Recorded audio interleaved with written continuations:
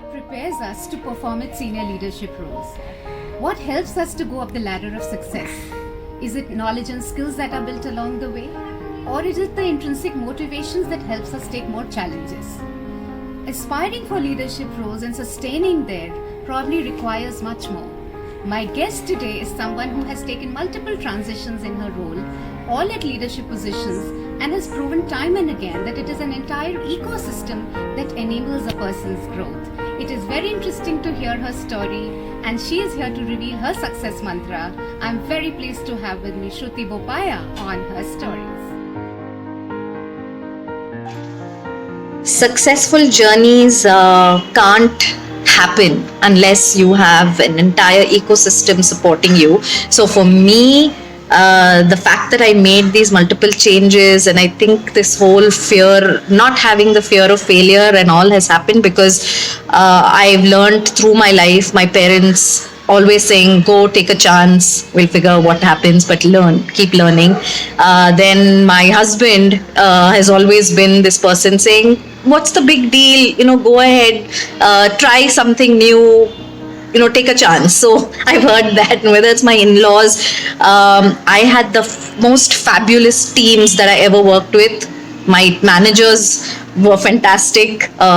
So the opportunities, I only saw the positives in everything. So while I will be talking about a lot of these shifts that I made into really different areas, the latest one I made very consciously was into AI fintech, mainly because I wanted to be in the AI space. But a lot of what I will be talking about is where I spent the maximum amount of time, which is 14 and a half years of my life with one organization. So a lot of my examples obviously is going to come from there. But I'm really happy to sort of walk you all through my journey.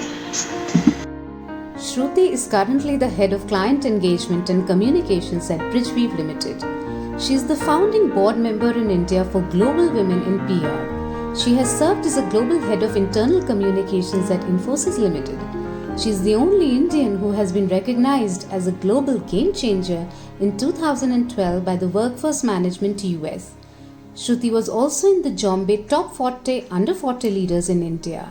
Under her leadership, Infosys won the AIBC Gold Quill Awards in 2013 and 2018 for excellence in leadership communication and change management.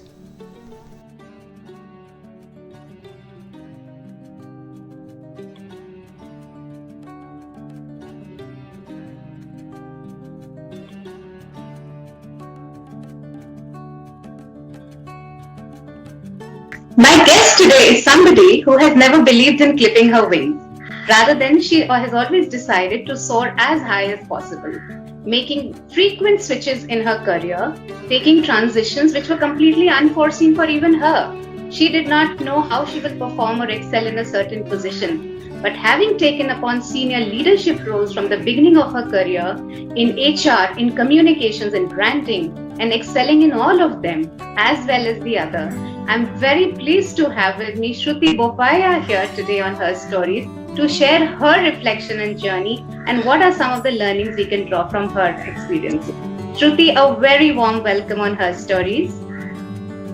Thank you, Richa. Thank you so much. I'm very excited to be on your show. I've been some of your, the past people who've actually spoken on your show, and, there are some very inspiring stories. So I hope, my story can, there'll be some learnings or some takeaways for people who watch. So I'm excited. Let's start. Very warm welcome. Shruti, you are currently serving as the head of client engagement and communication at Bridgeweave Limited, which is an AI fintech company. You've also been a founding board member in India for Global Women in PR. You've been recognized as the only game changer in 2012 by the Workforce Management in the US. And this is just a few achievements from a long list of your accolades. And it is a very interesting thing to see the transitions that you have made in your career, each one very distinct from the other. And in a span of 15 years, you reached the pinnacle of a very good leadership role. How has that journey been? How these transitions have come about? And Are you open to taking such risks, or is it just that it falls into your lap? What is your story like? I like how you put it. Did it just fall into my lap? I think some fell, but some were. No, Okay, so some you were were, lucky. Yeah. some were thought through, and luck always plays a big factor. But of course, with luck goes all the other things of pushing yourself, working really hard, taking the chances, and then Absolutely. not worrying after taking that chance whether you'll fail. So of course, I'll talk about all those things, as we progress. But absolutely, once you start taking chances, I just want to say this. Once you start taking chances, I've noticed things fall into your lap. I've just kind of seen that happen. Okay. So let me talk through it. Most important thing is many of these switches were sometimes personal, for personal reasons, sometimes purely for professional reasons. All of us, I'm sure, have that moment in our life when we have to make choices keeping personal, I won't say demands, but we need to make choices because it needs to work for us in our personal environment as well. So some of them have been, because of either getting married or, trying to have some sane hours or but then very quickly realizing that, are you falling into that sort of way of thinking where you think you need to do this because you have societal constraints, and then realizing as you go along that's not the way to look at your career, or that's not the only way to make choices. So, and how you could work around it. So I would want to say that they were both personal and professional choices. But the good thing is, when you are looking at job or role changes based on skills that you are learning, it almost then is almost a treasure chest of skills that you're putting in, which you can unleash and choose the kind of roles that you want to play, whether professionally, or many times those skills have helped me do a lot of things outside of work and get into a lot of different programs, initiatives, which have nothing to do with work as well. So I would say taking that chance to do different things always benefits us, because you will always learn, whether you failed or whether you have not. It's always a great learning, and I have examples, to talk through that. So 15 years ago, I was a management trainee straight out of business school. I went to Symbiosis in Pune. Prior to that, it was all Bangalore. I studied, in a well-known school, then went to a top college called Mount Carmel. From there, and even there, now that we're talking about different domains. My degree was in business management and tourism in my degree, because at that time I wanted to travel the world, and I thought, I'm going to be this, and there were these what we call guides, tour guides, but there were actual roles like that where people could, if you did, you did a degree, there were certain degree, a degree that you had to get, and then you could actually travel the world and just be tour guides and see the world. I actually wanted to do that at that point in time, but as soon as my degree got over, but obvious, my parents at that point were like, just do your MBA and then you can figure what you want to do. So I was like, okay, fine, let me do an MBA. And I chose to do HR, got my degree in HR. Like anybody who passes out of B school, I wanted to get a role in HR in a top organization, because that's just what has been put in your head. That's what you do. I would say I got lucky that I got into Infosys's BPO company at that time called Progeon.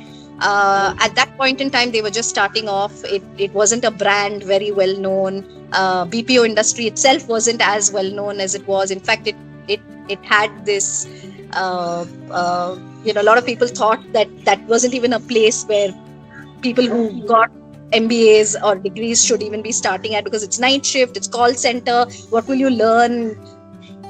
There were so many things. But of course, I got into an HR role, recruitment at that point in time. I was the first management trainee for Infosys BPO at that time, called Progeon.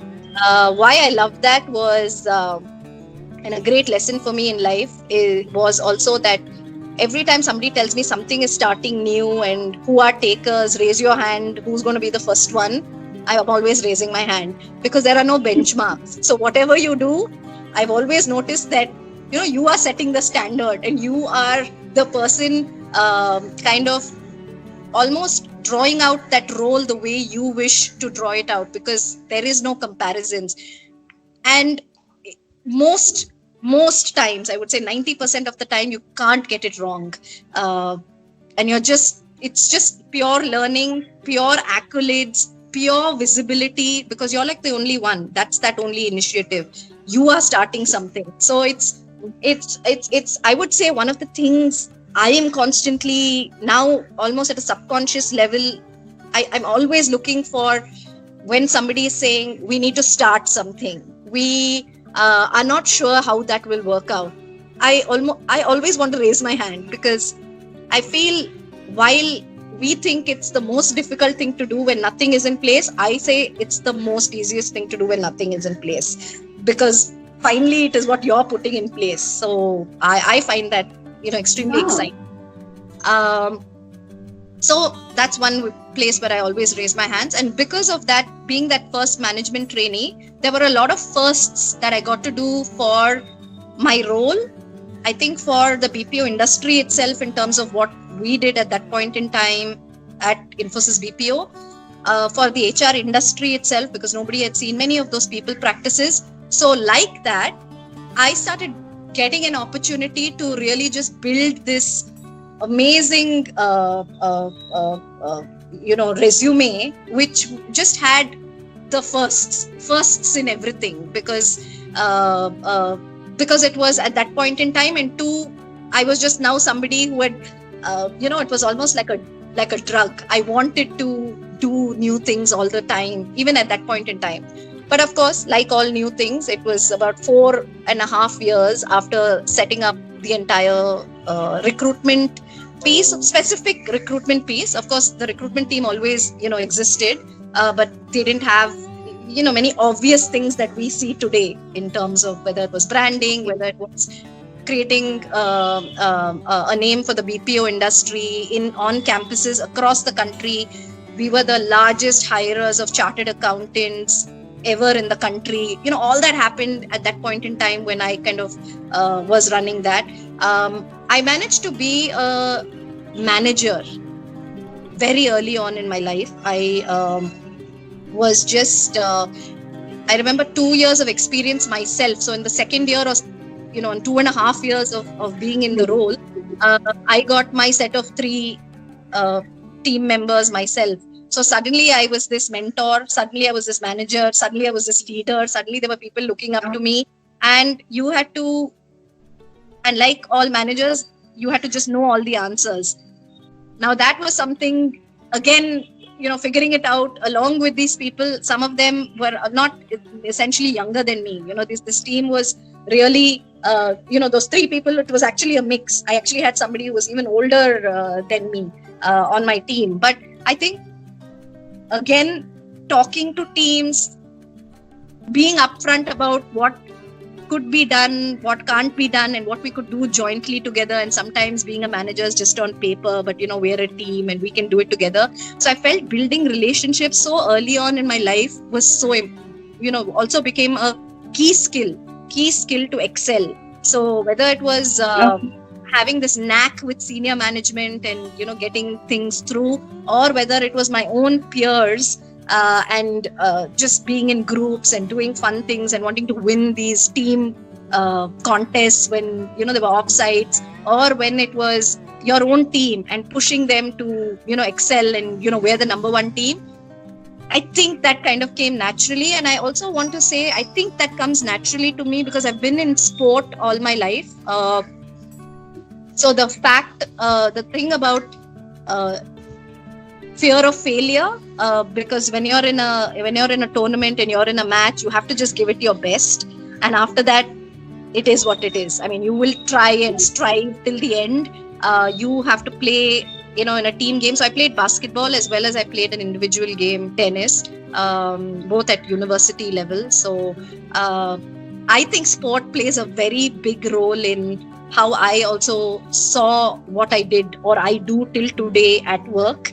And that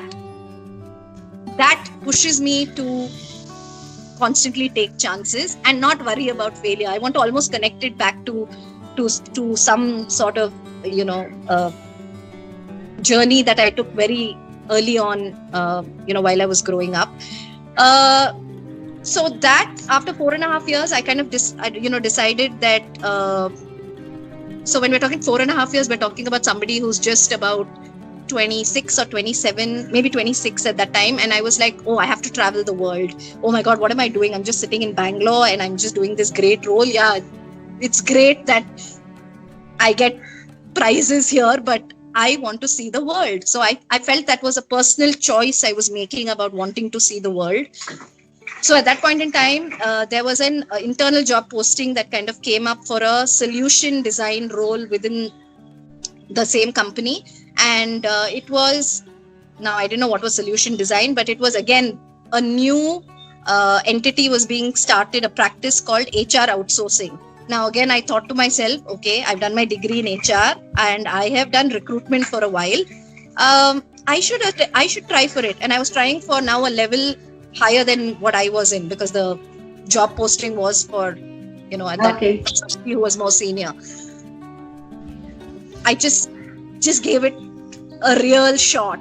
And I still remember telling them that time the hiring manager luckily used to be somebody who used to be one of my campus, during my campus recruitments, he used to be a hiring manager that would, I would take to some of the top schools because we were hiring, either at ISB or IIM. And I think having again built that relationship and kept the dialogue going, and him watching the way I would work with my team or what I was doing for the organization, I think it gave him enough, maybe, I don't want to say strength, but it gave him enough of, a decision that he could make, that he would try somebody out who probably, doesn't know anything from a technology or process perspective. Because, when we are in HR, as in a domain role, it's very different from what you would go do with clients in a solution design role, because you have to think about technology, you have to think about process and the resourcing, everything is very different. So I got that opportunity, I got into that higher role. So I think that was my first quick switch to somebody with less experience, but with a very higher, to a higher sort of a promotion fairly early on in a role that I didn't have the experience. So I think here, both the organization, the hiring manager, and the ecosystem itself came together to say, let's try something. Let's push this person. And I think I just said, I should not fail at this. Not that I will not fail at it, but I will give it my all, so that this chance that they've given me, tomorrow, it sort of becomes a way in the organization that they will try doing this with somebody else. So that role helped me do. I was very happy. I traveled the world. The next 2 years, I was away. There was something called discovery exercises that we would do with different clients. So I went from like Japan to Australia to London to you name it, and of course different areas of HR. Oh, it was a lot of hard work, because I was suddenly in this world of, they don't have timings. I'm suddenly talking to a client in Australia, and then you're talking to somebody in London, and then you're talking in Japan, and you're trying to sleep hours in India. And I was like, oh, it was very exciting. But there came my first personal decision that I had to again now make, because I was like, and around that time, I was going to get married, and just like everyone, I was like, oh, this will not work out for me. This kind of timings and travel, and I need to have a role that will keep me in one place and give me those hours where I don't have to stretch every day because I'm going to be at home and home will need my time, and I just kind of thought that is the way one thinks about it. So I decided to move. Again, that was my third move, and I decided, my second move at that time, and I decided to move. And I went back to check in the larger Infosys world. At that point in time, the current head of HR of Infosys, BPO, had just moved on to be the head of HR there. So obviously, I'd worked very closely with her in my initial 4 years in the recruitment role, when I got hired as a management trainee and all that. So I just said, can I have a chat with you? And I went to talk to her, and I was like, I'll do any role in HR, but just I'm getting married. I need a role. I just need a 9 to 6 kind of role. And obviously she was like, somebody like you, I don't think we should just because you are at the stage and you think you need to just settle in for any role, I don't think you should do that. I have this role in communications, in internal communications. I was like, what is that? I don't even know what that is. She said, no, it's like, it's about branding, it's leadership. You have to work very closely with leadership. And at that point in time, when she said leadership was Mr. Shibulal, Mr. Chris Gopalakrishnan, Mr. Narayan Murthy. I was like, what? But I don't know this role. So how am I going to do this? She said, Shruti, you came in not knowing anything, and you set up so much for Infosys BPO at that point in time from a campus recruitment and building that brand perspective. You're just going to create an internal brand for Infi. And we are just 100,000 people at the moment. So it's not a big deal. And I was like, 100,000 people. And I was like, okay, but will I have somebody telling me what to do? And she's like, no, you're coming to head that role. And I was like, what? I don't think I can write so well to save my life. Yes, I can get things together and I can work in an ambiguous, environment. She was like, take this role, you'll go all out. I know that. You just ensure that whatever skills you picked up, and if you're going to work hard, and if you will use what you did a few years ago, but in a much larger context, the rest will follow, and you just come in. And so from what I understand in your journey, that I mean, thank you first of all for being so candid about all the details that you have shared, that being so open about things, that these were the switches, what were your trials and tribulations, and the dilemmas that you faced are very natural. That I have to, mentor a team of few people. I have never written before. I'm not an expert writer or a technical person, and the switches that you have made. But I think it's an important thing right now to just pause and think a few key takeaways for people who are aspiring to be into leadership roles. One for sure is your openness to say that where an opportunity lies. When you talk about when you say, things are messy and it will be difficult to survive or work, but you have perceived that as an opportunity, that when things are messy, that is where an opportunity lies to set it straight. Being the first at everything, because that I loved what you mentioned, not having a benchmark already. You are the trend setter, you'll be setting the benchmark. So having that, guts to just go forward, pounce on an opportunity, make it the first of its kind, and who knows what success and failure can actually come forward. And the third key takeaway I feel is that your own understanding of things, that now I need to take a break. Now I need to probably find out external opportunities and internally what is fair to your career.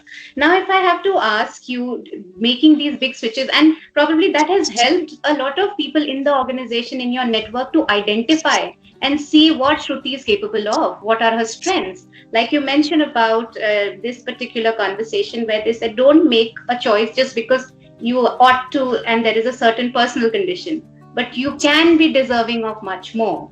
And that must have come through because of your previous work.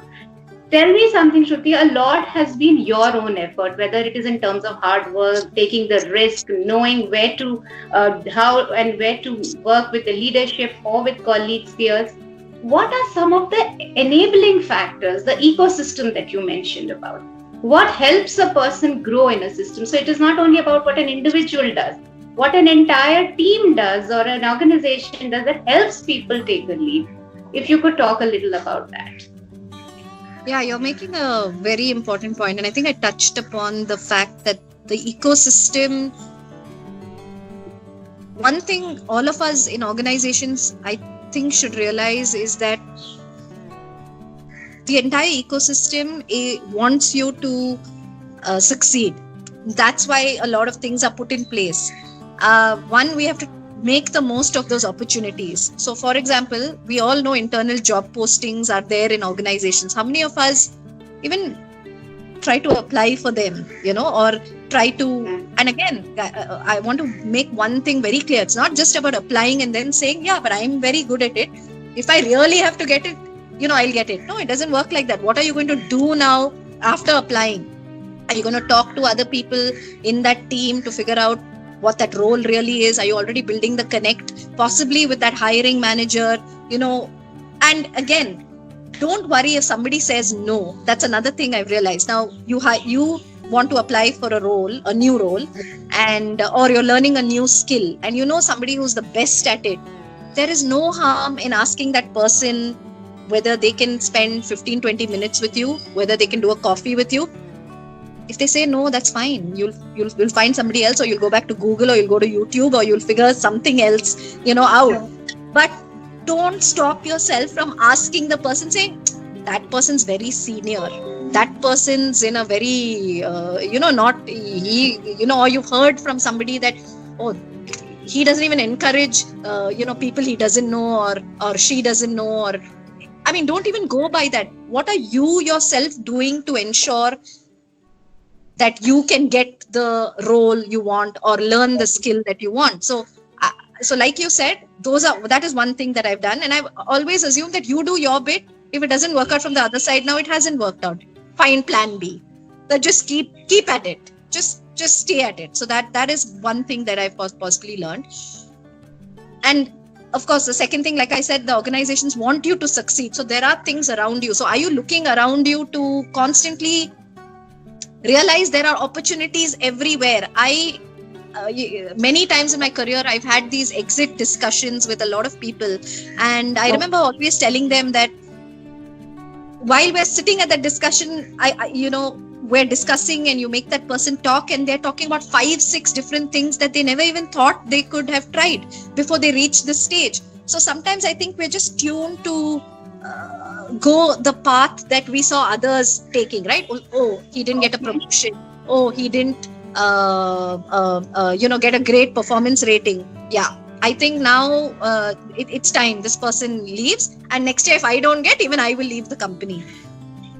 I mean, that is the easiest thing and the most obvious route. But in that journey, what did you do to finally reach that point to say, you know what, I've tried everything. I reached out to everyone, and finally, if you're going to tell me that 5 people or 5 types of opportunities all rejected you, yeah, then that's not the place for you. Too bad. We've got to then move. But I think just being positive about the space you're in, that there are opportunities, and looking out for it is probably the second thing I would say. Third is again, back to the ecosystem, the relationships that you build, whether it's with your immediate boss, your peers, your teams, and I would say sometimes your boss's boss as well, right? So everybody's watching everybody. We all know, right? Because sometimes we're wondering that no, but that person's very senior. He has no idea what I do. No, they do have an idea what you do. And by the way, if they have no idea what you do, what did you do to get their attention on you? Very small things. And it may even sound so flippant, but I'll tell you 1 or 2 things that I've done in the past. The current Bridgeweave Limited's,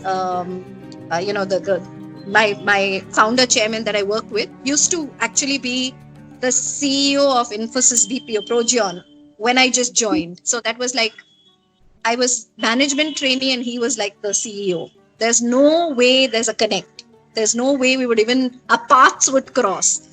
but how Okay. it crossed. He was walking, down the floor one day, and I remembered that it was a Monday, and on Sunday on radio there was an interview of the CEO on Radio Mirchi or one of these things.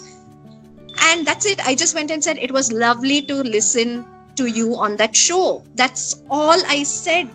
And it was just the fact that A, somebody walked up to him, 2, somebody had paid attention when they listened, and come and said, I built the connect then and there. It's 15 years later. I'm sitting in my role here today with an AI fintech company. I mean, there's no time to now talk about what happened in those 15 years. He, of course, quit after that. Then you had to make an effort. You kept in touch. It was just emails. It was just maybe, just sending articles, just saying, this is what I did. So you have to, it takes a lot to keep in touch. It takes, Absolutely. so but you need to do that. So, I mean, while I given this example, this is a similar thing I've probably done with a whole host of people. And this is not just for senior people. There are junior people who were possibly there at Infosys at some point in time, and they always knew more than you. And there are always junior people who know more than you. Not ever worrying that, you have to sit with this person and learn from that person. I have, sort of learned, and I almost call it reverse mentoring.